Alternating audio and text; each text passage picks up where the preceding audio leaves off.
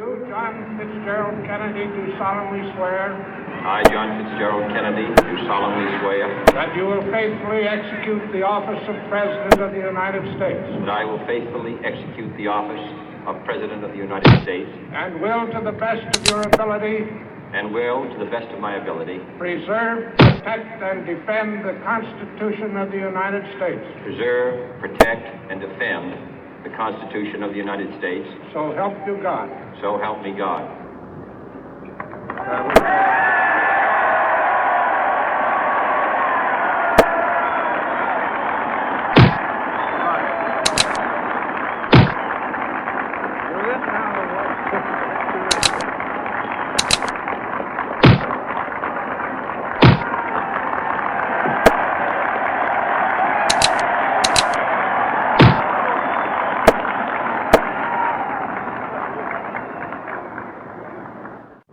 Vice President Johnson, Mr. Speaker, Mr. Chief Justice, President Eisenhower, Vice President Nixon, President Truman, Reverend clergy, fellow citizens. We observe today not a victory of party, but a celebration of freedom, symbolizing an end as well as a beginning, signifying renewal as well as change. For I have sworn before you and Almighty God the same solemn oath our forebears prescribed nearly a century and 3/4 ago. The world is very different now, for man holds in his mortal hands the power to abolish all forms of human poverty and all forms of human life. And yet the same revolutionary beliefs for which our forebears fought are still at issue around the globe. The belief that the rights of man come not from the generosity of the state, but from the hand of God.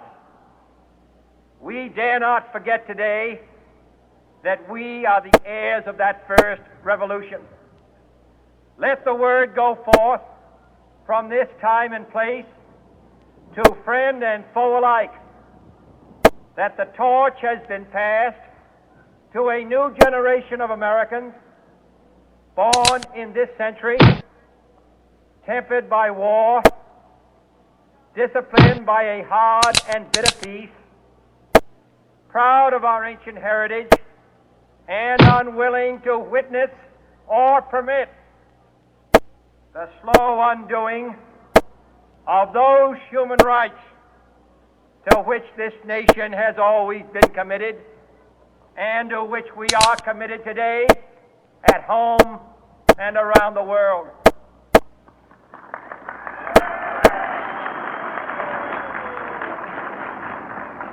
Let every nation know, whether it wishes us well or ill, that we shall pay any price, bear any burden, meet any hardship, support any friend, oppose any foe to assure the survival and the success of liberty.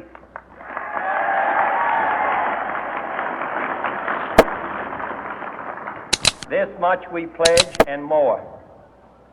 To those old allies whose cultural and spiritual origins we share, we pledge the loyalty of faithful friends. United, there is little we cannot do in a host of cooperative ventures. Divided, there is little we can do, for we dare not meet a powerful challenge at odds and split asunder. To those new states whom we welcome to the ranks of the free, we pledge our word that one form of colonial control shall not have passed away merely to be replaced by a far more iron tyranny. We shall not always expect to find them supporting our view, but we shall always hope to find them strongly supporting their own freedom, and to remember that in the past, those who foolishly sought power by riding the back of the tiger ended up inside.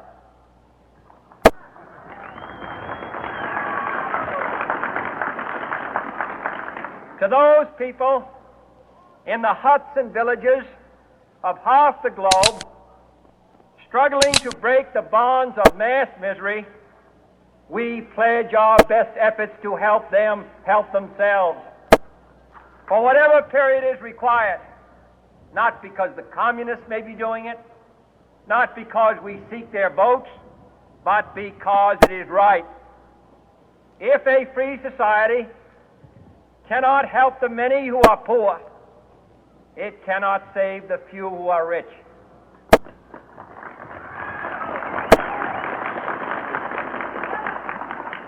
To our sister republics south of our border, we offer a special pledge to convert our good words into good deeds, in a new alliance for progress, to assist free men and free governments in casting off the chains of poverty. But this peaceful revolution of hope cannot become the prey of hostile powers. Let all our neighbors know that we shall join with them to oppose aggression or subversion anywhere in the Americas. And let every other power know that this hemisphere intends to remain the master of its own house.